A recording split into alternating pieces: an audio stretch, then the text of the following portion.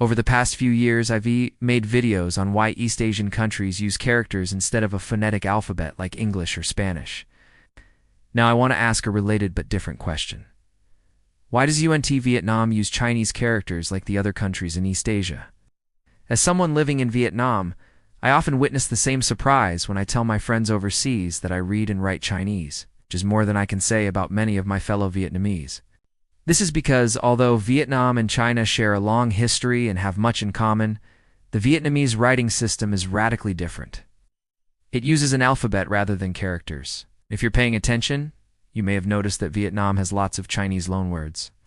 The language obviously isn't Chinese, but many nouns are written in a way that looks Chinese. So why don't Vietnamese people use Chinese characters to write their language?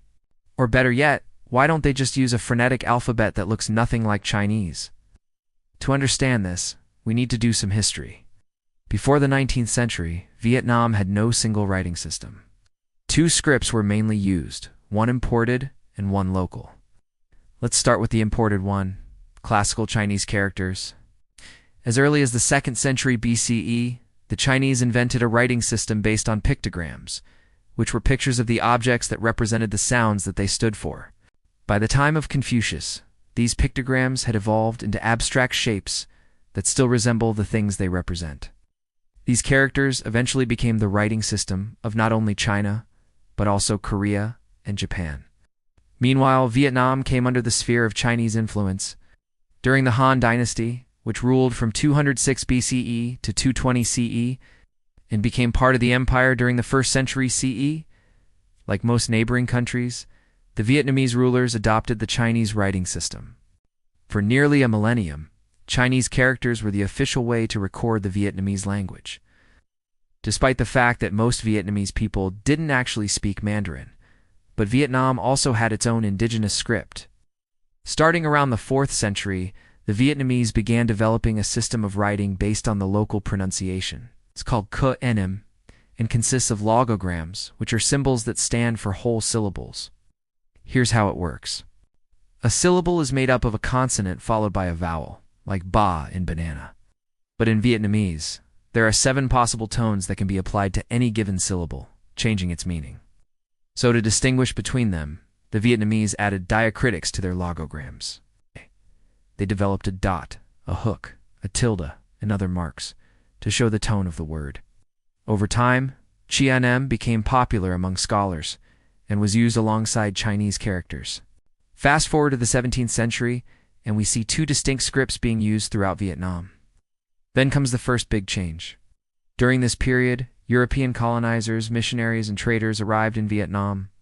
The Portuguese came first, then the Spanish, the English, and the Dutch.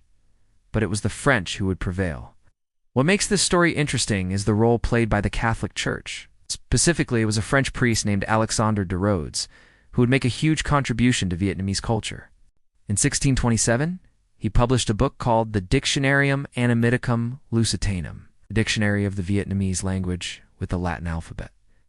He created the letters Q, U, W, E, and Y to represent sounds not found in Latin, such as the rolled R in river and the nasal vowels in Vietnamese.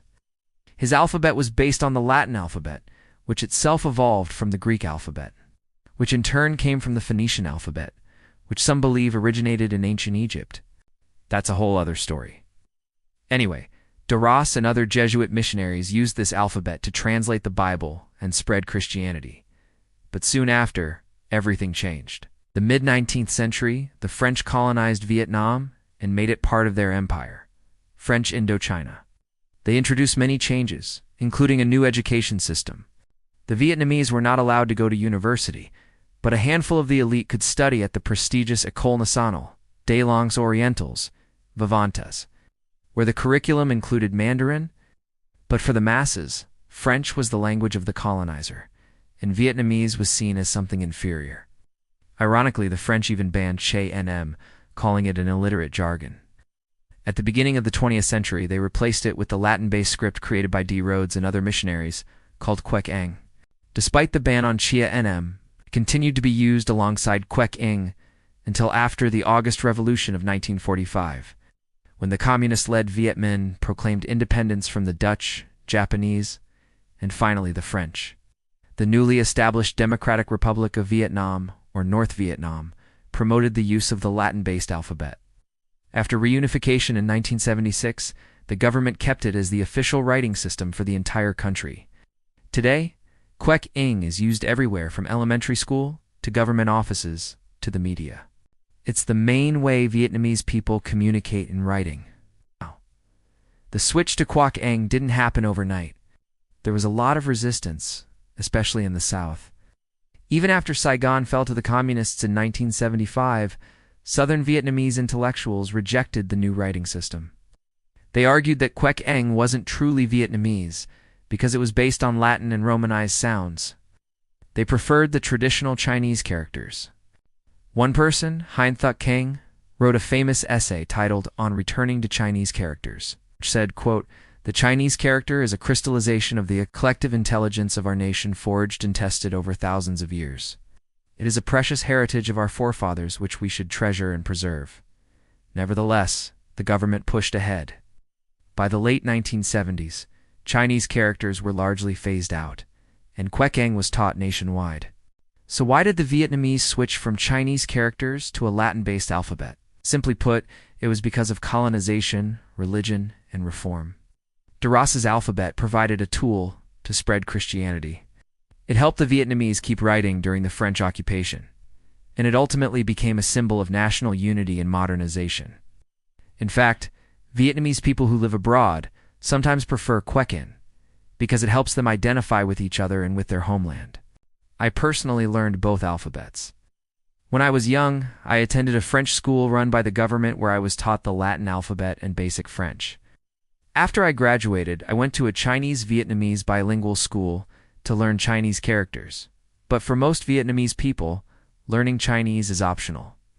Unlike the Chinese and Japanese, the Vietnamese don't have a requirement to pass a proficiency test in order to graduate from university.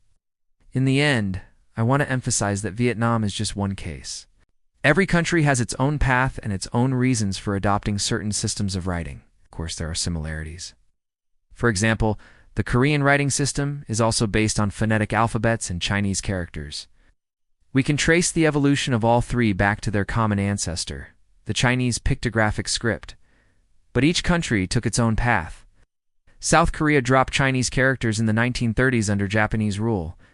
North Korea kept them until 1945, while Vietnam kept them until the 1970s. In recent years, however, there has been a revival of interest in Chia, NM, and Chinese characters. People are learning them as a way to reconnect with their culture and history. But the Latin-based alphabet is still the dominant way Vietnamese people communicate in writing. If you enjoyed this video, please hit the like button and subscribe for more. I'd also like to thank my patrons for their support.